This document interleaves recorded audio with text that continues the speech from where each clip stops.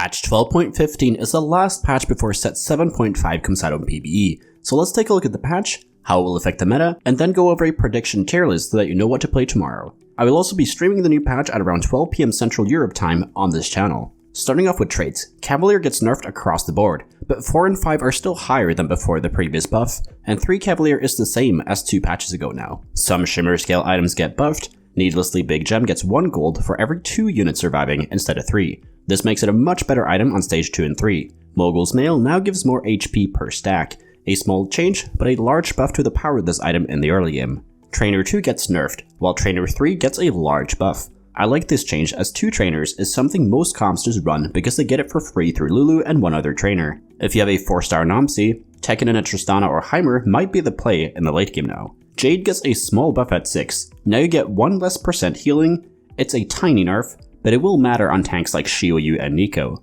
Moving on to 1 costs, Ezreal gets a nice buff at all levels. Finally, he gets some love after being bad for 4 patches in a row.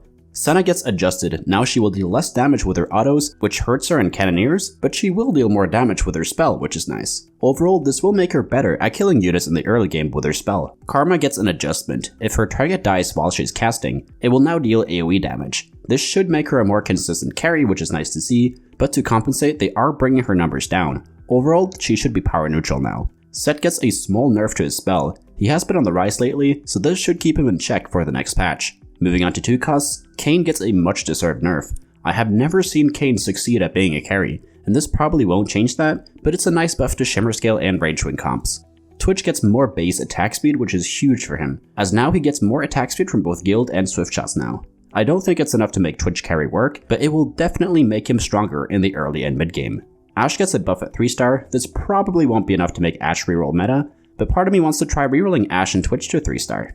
Nami gets nerfed across the board. She will heal for a bit less and deal less damage. A small but much needed nerf. Moving on to 3 costs, Lee Sin gets a much needed buff. He will deal a bit more damage with a spell, which is nice, but he also gets more attack speed, which is huge for him, especially during the early and mid game.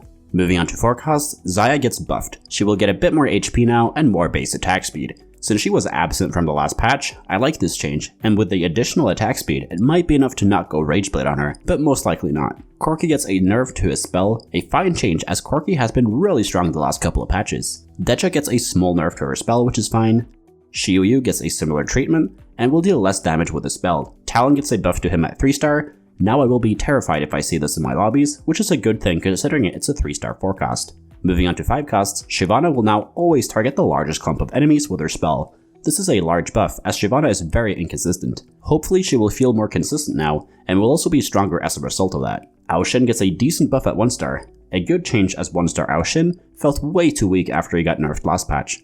Pyke gets a weird buff to his spell at 3-star. Now he will not execute enemies anymore. Instead, he will just hit them for a truckload of damage. This lets him use healing items like BT and Gunblade better. Yasuo will now always execute enemies once he starts playing the animation, which is also nice. Moving on to items, Stoneplate gets a much deserved nerf. This item has been hidden OP for a while now, and since a lot of comps are running few tanks, this item is just overall better this set. A nice change as now items like Bramble might become more of an option. Moving on to Augments, Portable Forge gets nerfed through some Ornn items. Eternal Winter will slow less now, which is nice because this item is just too frustrating to play against. And Rocket Propelled Fist gets a small nerf, which is also nice. Eye of the Storm gets a buff, which is nice to see. This is a big buff to Lee Sin reroll and Keva Legends, as both those comps use this augment very well. Enter Cosmic Gifts gets a buff, which is nice. This augment has felt pretty bad, even though Astrals have been strong throughout most of the set. Stand United gets a nerf to the AD it gives. This is pretty much a targeted nerf towards Corki, as that comp uses this augment incredibly well.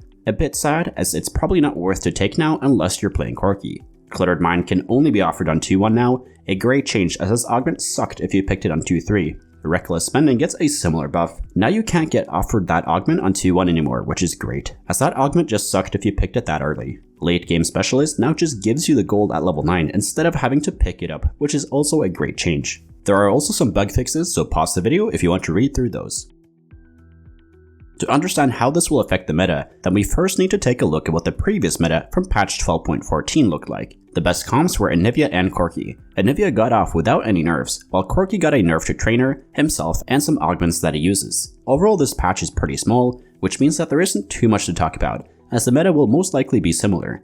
No change was large enough to disrupt the meta, but hopefully this makes the less playable comps like Xayah and Lee Sin more playable. Let's take a look at my prediction tier list nonetheless. In S tier, we have Acel and Ao Shin. These should be the premier endgame carries next patch. Since Jade and Nivea barely got nerfed, it should also remain a strong comp in the new meta. Corki gets moved to A tier. This is because of the nerfs and inconsistencies the comp has. Although I am optimistic about Shyvana buffs, I still feel like she will have some inconsistency problems, and that's why she's only in A tier. Deja will remain strong and should still be a great top 4 comp. Same story with Set reroll, and now with the Shyvana buffs, you will have a chance to win the game from time to time with that comp as well. And in B tier, we have all the other comps you occasionally play when you have the right opener and items for them. I don't think Dragonmancers will make it, but Xayah and the 1-cost reroll comps are definitely coming back, although they probably won't be the strongest ones. I will also be live streaming tomorrow at around 12 PM Central Europe time, so tune in then if you want to watch me test out the new meta.